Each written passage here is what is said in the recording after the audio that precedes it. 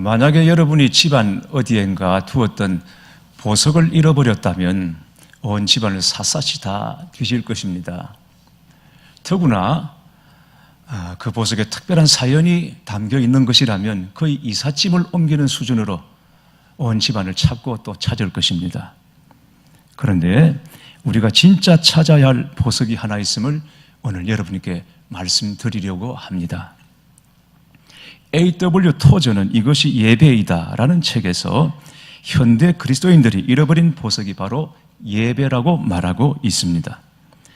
하나님을 경배하고 찬양하는 것이 우리 의무인데도 복음주의적 교회에서 예배는 잃어버린 보석이 되고 말았다. 면류관이 있지만 이 면류관에는 보석이 박혀 있지 않다. 지금 교회는 온갖 장식품으로 화려하게 빛나지만 정작 빛나야 할 보석인 예배는 실종되었다라고 말합니다. 교회가 잃어버려서는 안 되는 것, 그것이 없으면 교회가 될 수 없는 것이 바로 예배입니다. 하나님을 예배하는 것은 인생의 목적입니다. 모든 것에는 존재하는 목적이 있습니다.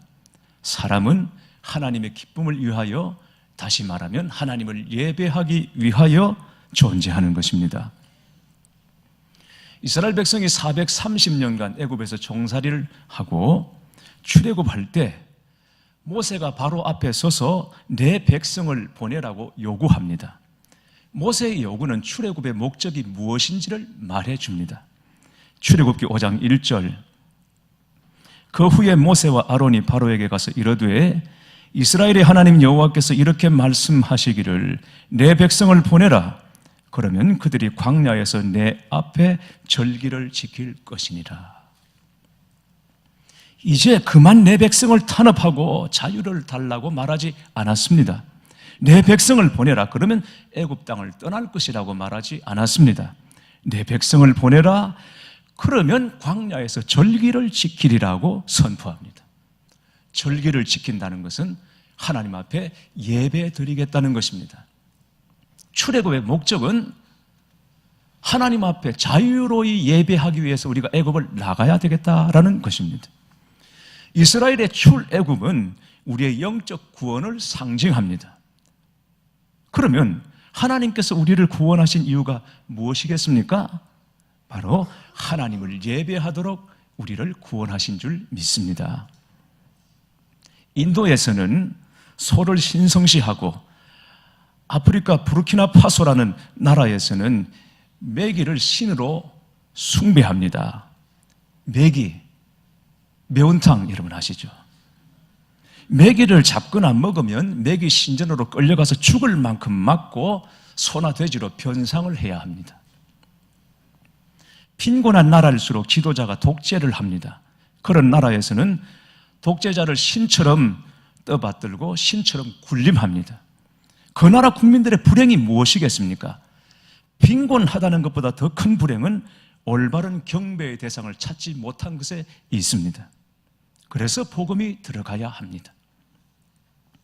누가 여러분에게 예수님을 믿고 받은 복이 무엇이냐고 물으면 뭐라고 대답하시겠습니까? 그것은 마땅히 경배받으셔야 할 하나님을 나의 하나님으로 만났고 하나님을 예배할 수 있게 된 것이 가장 큰 복이라고 말하지 않겠습니까? 주께와 엎드려라는 찬양이 있습니다. 주께와 엎드려 경배합니다. 주 계신 곳엔 기쁨 가득, 무엇과도 누구와도 바꿀 수 없네. 예배드림이 기쁨됩니다. 아멘이십니까? 네, 하나님께 예배드림이 우리의 기쁨입니다. 그러면 하나님이 기뻐하시는 예배는 어떤 예배일까요? 하나님이 우리 예배를 기뻐 받으셔야 그 안에서 우리가 기쁨을 누릴 수 있습니다. 하나님이 기뻐 받으시는 예배, 어떤 예배이겠습니까? 요한복음 4장 23절에 예수님께서 말씀하십니다. 아버지께 참되게 예배하는 자들은 영과 진리로 예배할 때가 오나니 곧 이때라. 아버지께서는 자기에게 이렇게 예배하는 자들을 찾으시느니라. 이렇게 예배하는 자들을 찾으시느니라. 예수님 당시에 수많은 사람들이 예루살렘 성전과 그리심산에서 끊임없이 하나님께 제사를 드렸습니다. 그럼에도 불구하고 하나님께서는 이렇게 예배하는 자들을 찾으신다고 말씀하셨습니다. 무슨 말입니까? 그 수많은 예배를 하나님께서 받으실 수 없으셨다는 것입니다. 그래서 이렇게 예배하는 자들을 찾으신다는 것입니다. 오늘 이 사실이 우리를 몹시 두렵게 합니다. 하나님은 영과 진리로 드리는 예배를 받으십니다. 사실은 저도 영으로 드리는 예배가 어떤 예배인지를 잘 알지 못했습니다. 제가 우리 교회 전도사로 처음 왔더니 그때 벌써 우리 교회에서 예수전도단 화요 집회가 매주 화요일 저녁 우리 교회에서 열렸습니다. 그때 화요일 저녁에 우리 교회에 오면 청년들로 넘쳐났습니다. 부산 전역의 믿음의 형제 자매들이 이곳으로 와가지고 아뢰청을 가득 채워서 예배를 드렸습니다. 찬양할 때 구르고 뛰고 환호하고, 제 생각에 저렇게 저 중2층에서 저렇게 뛰면 이 예배당이 무너져 내리지 않을까 걱정이 될 정도로 열광적으로 예배를 드렸습니다. 찬양을 했습니다. 처음 우리 교회 와서 화요 집회에 참석했더니 찬양 인도자가 요청하기를 영으로 찬양합시다 라고 말했습니다. 영어로 찬양합시다. 그리고는 자막에 영어 자막이 가사가 뜨길래 저는 영어로 찬양합시다 이 말을 영어로 잉글리시로 찬양합시다라는 것인 줄 알았습니다. 하나님은 영으로 드리는 예배, 진리로 드리는 예배를 받으십니다. 영과 진리로 드리는 예배는 성령의 충만한 임재 안에서 하나님의 이름을 의지하여 드리는 예배를 말하는 것입니다. 그런데 이렇게 영과 진리로 예배하기 위해서 반드시 우리에게 준비해야 할 것이 있습니다. 사랑하는 교회 여러분, 오늘 이 예배를 위해 여러분은 어떤 준비를 하고 오셨습니까? 은혜가 넘치는 예배와 은혜가 넘치는 설교는 의뢰 목회자들의 몫이라고 생각합니다. 그러나 예배 준비란 목회자뿐 아니라 성도들에게도 동일하게 필요한 것입니다. 부족한 설교라고 해도 사모하는 심령으로 은혜를 누리는 사람들이 있고, 소낙비 같은 은혜라고 해도 전혀 영혼을 적시지 못하는 사람들도 있습니다. 성도들도 예배를 위해 준비해야 합니다. 똑같은 예배를 드려도 사모하는 마음에 임하는 은혜가 다릅니다. 하늘문이 열려 쏟아지는 은혜라고 해도 마음이 준비되어 있지 않으면 울리는 꽹과리에 불과할 뿐인 것입니다. 12의 혈루증 걸린 여인의 이야기를 여러분이 잘 아실 것입니다. 혈루증 여인입니다. 12년 동안 앓았던 지병입니다. 그가 예수님을 만나기 위해 인파를 뚫고 예수님께로 나왔습니다. 그러나 부정한 여인이라고 낙연이 짚였기 때문에 직접 예수님 앞에 면전에 나올 수가 없어서 인파를 헤치고 살며시 다가가 예수님의 옷자락을 만졌습니다.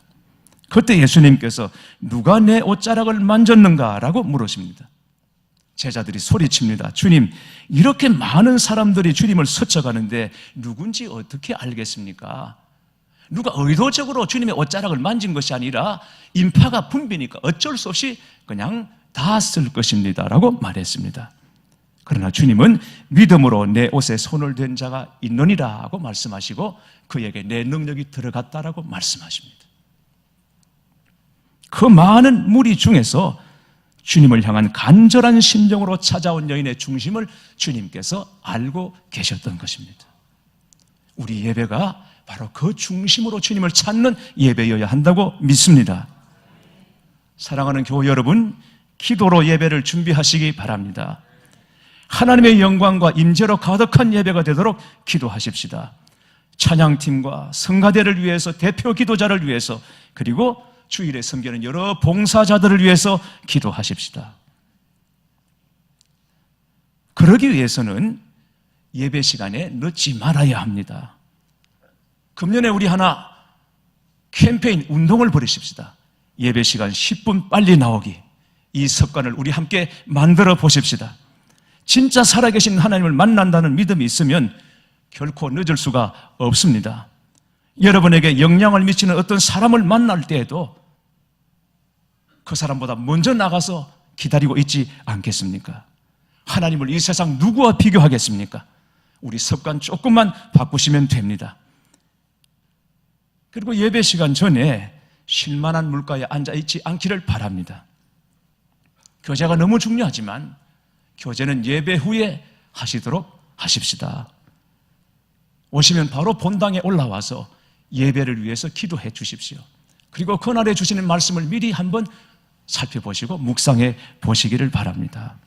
그리고 본당에 올라와서는 사사로운 대화를 앞으로 삼가 주시기 바랍니다.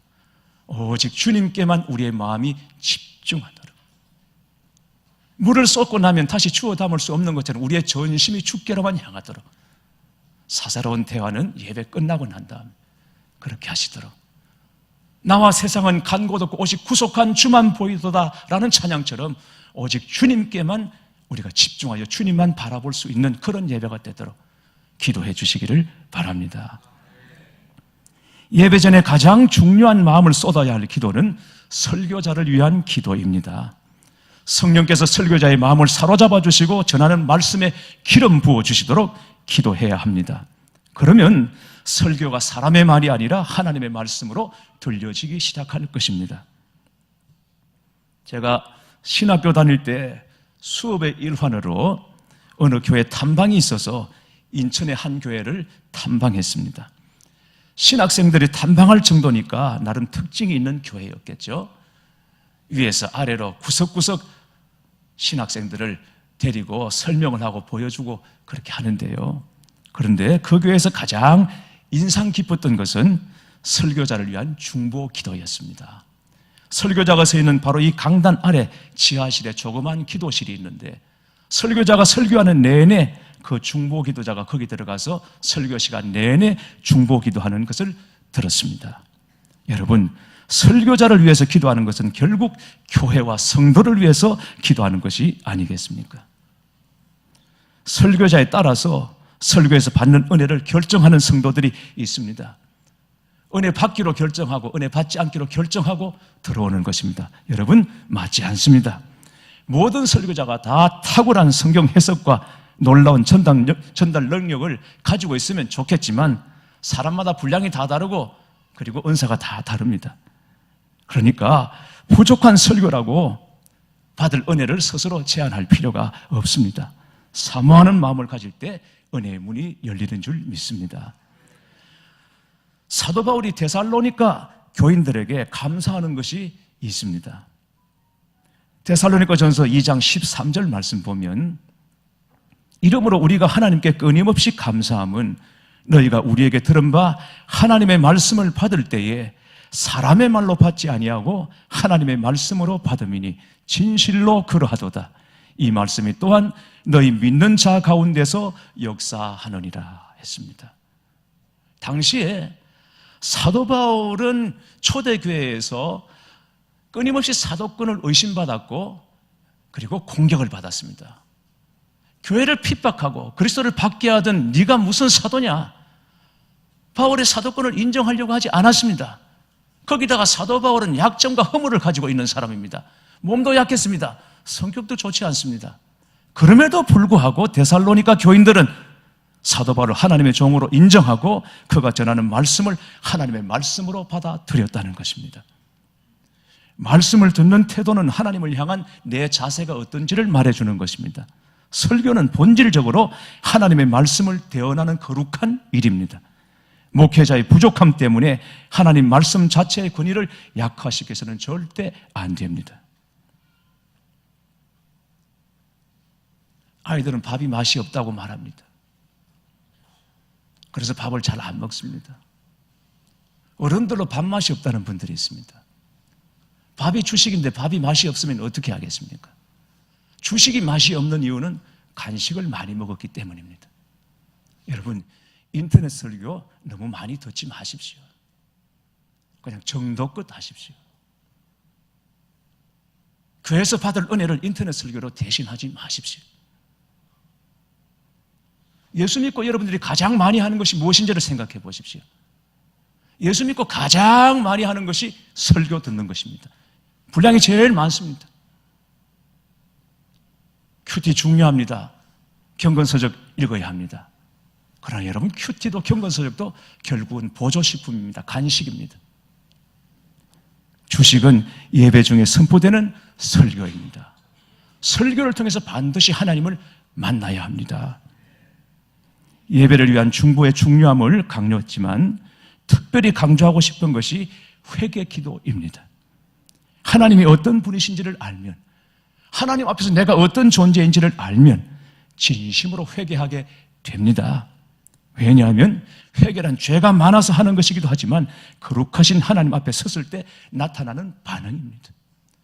강한 빛이 비치면 미세한 먼지도 다 보이는 것처럼 강력한 임재 안에서는 내가 어떤 존재인지 다 드러나게 됩니다. 그래서 이사야 선지자가 성령 가득한 하나님의 영광을 보고 화로다 나여 망하게 되었도다라고 말하지 않았습니까? 자녀들에게도 예배를 준비하게 해야 합니다. 10대 청소년들이 20대가 되면 교회를 떠나고 신앙을 버리는 비율이 80% 정도 된다고 합니다. 사실은 그들이 신앙을 버리는 것이 아니라 교회를 다니긴 했지만 처음부터 신앙이 없었다고 말해야 할 것입니다.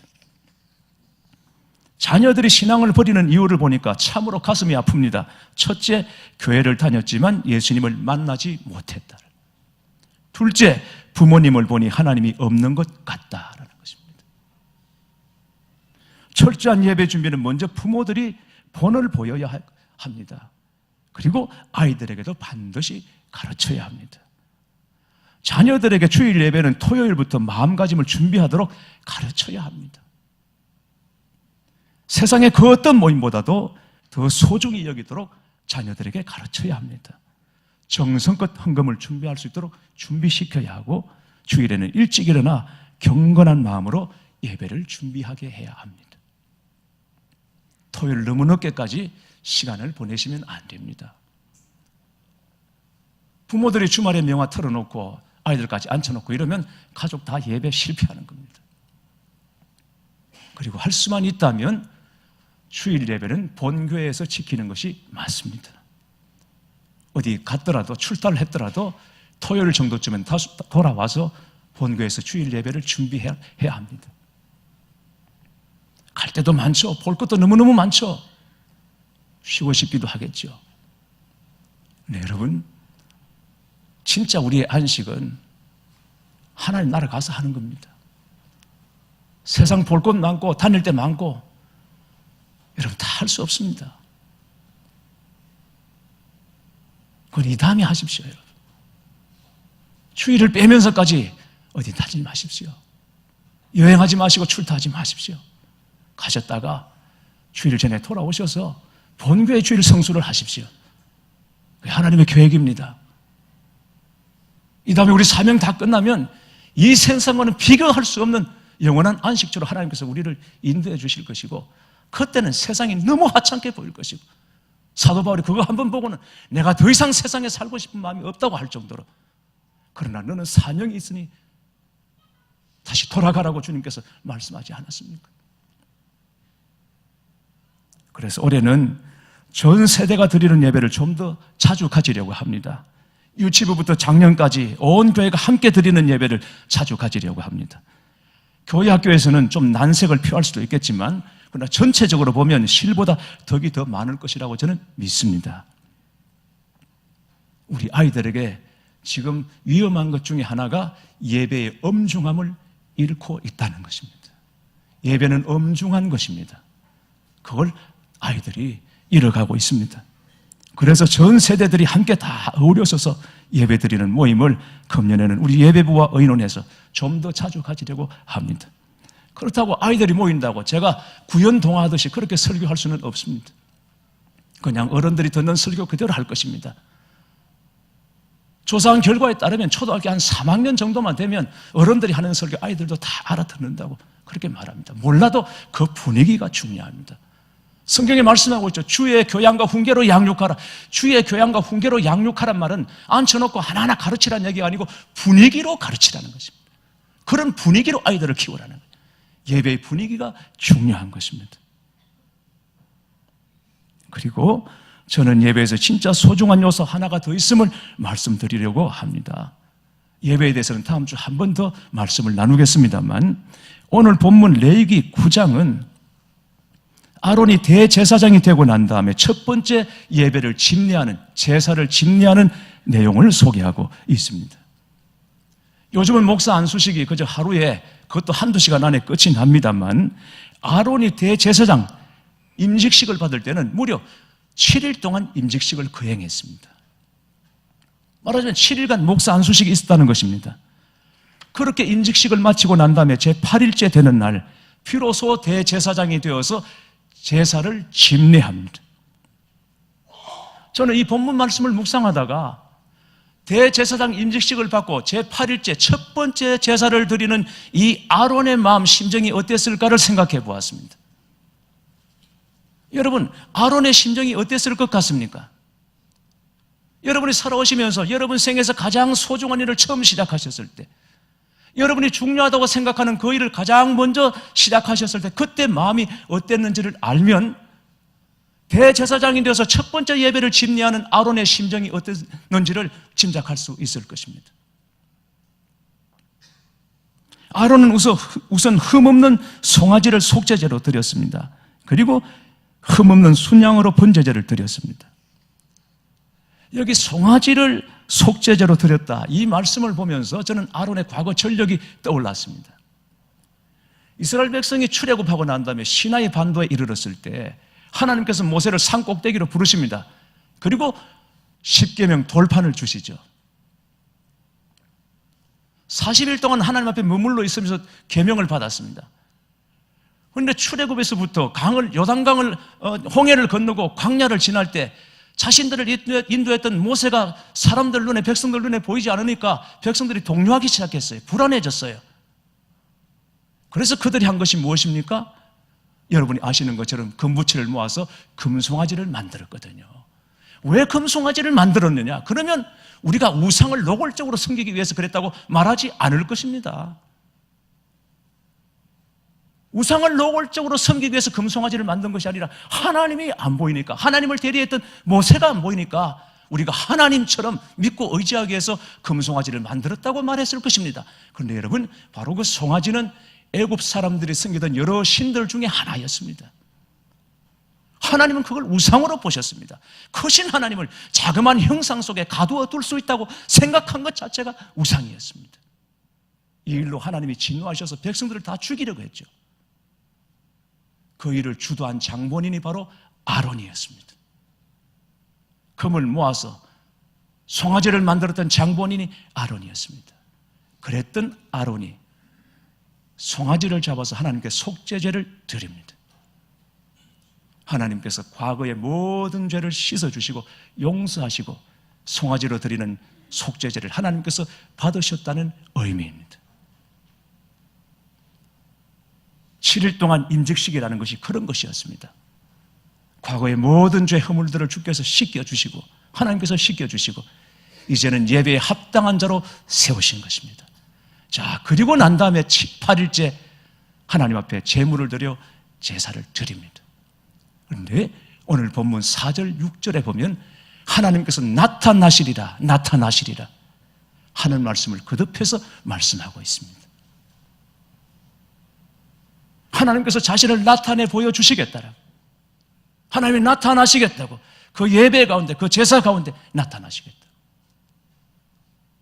아론은 자기가 제물을 준비해서 하나님께 제사 드린 것으로 다라고 생각하지 않았습니다. 진짜 제사는 무엇이냐? 제물을 준비해 놓고 다 갖추어 놓고 하나님이 나타나시기를 기다리는 것이었습니다. 하나님의 영광이 나타나기를 기다리는 것이었습니다. 주의 임재가 나타나기를 기다리는 것이었습니다. 온 마음을 다해 촉각을 곤두세워서 하나님이 이 예배에, 이 제사에 어떻게 임하실까를 기다리는 것이었습니다. 이게 진짜 예배였습니다. 여러분, 우리 안에 회복되어야 될 예배가 바로 이것입니다. 모인 것이 다가 아닙니다. 한 시간 모였다 흩어진 것이 다가 아닙니다. 우리 예배에 도대체 하나님이 어떻게 오시는지, 어떤 모습으로, 어떤 형태로 오실지를 우리가 기대하고 온 촉각을 곤두세워서 하나님을 바라보는 것이죠. 우리가 시험을 치고 난 다음에 결과를 바라보는 그 간절한 마음으로. 제가 어릴 때 놀 때 새를 잡았는데요, 여러분들도 아마 그런 경험 해보셨을 것입니다. 소쿠리에다가 나무 작대기 하나 받쳐놓고 거기다 실로 묶어 놓습니다. 그리고 안 보이는 데 가서 뒤에 가서 숨어 있죠. 모이를 갖다 놓으면 새들이 날아와서 모이를 쫓습니다. 그때 확 당기면 운 나쁜 새들이 거기 갇히는 경우가 있습니다. 그렇게 해서 새를 잡게 됐습니다. 근데 그때 새가 날아와서 근처로 그냥 다니다가 그 소쿠리 안에 들어와서 모이를 쫓기까지 그 기다리는 마음, 이 어린 심정에 새 한 마리 잡아보겠다고 그냥 조마조마하고 온 촉각을 곤두세우고 줄을 잡고는 발발 떨면서 기다리던 마음이 생각납니다. 제 표현이 정확한 것인지는 모르겠으나 사실은 우리가 예배드릴 때 주님을 향하여 그 마음을 가져야 합니다. 우리가 드리는 이 기도를 주께서 어떻게 받으실 것이며 이 찬양이 어떻게 기름을 부을 것이며 말씀을 통해서 내 심령을 어떻게 만지실 것인지를 바라는 것이죠. 촉각을 곤두세워 주님을 바라보는 것이죠. 이게 진짜 예배입니다. 지난 주일 우리 원로 장로님, 시무 장로님 하루식을 마치고 난 다음에 한 장로님이 그러셨어요. 우리 교회 2부 예배는 부산 최고의 예배였다고. 정말 그랬습니다. 올해는 그 예배를 회복하자고. 그렇습니다. 이 자리에 와 있는 것만으로도 감격했습니다. 감동했습니다. 그 최고의 예배를 회복해보자고. 여러분, 우리 이 보석을 다시 찾아야 하지 않겠습니까? 그리고 하나님을 예배하는 우리 한 사람 한 사람이 주님 앞에서 빛나는 보석이 될 수 있기를 주의 이름으로 축원합니다.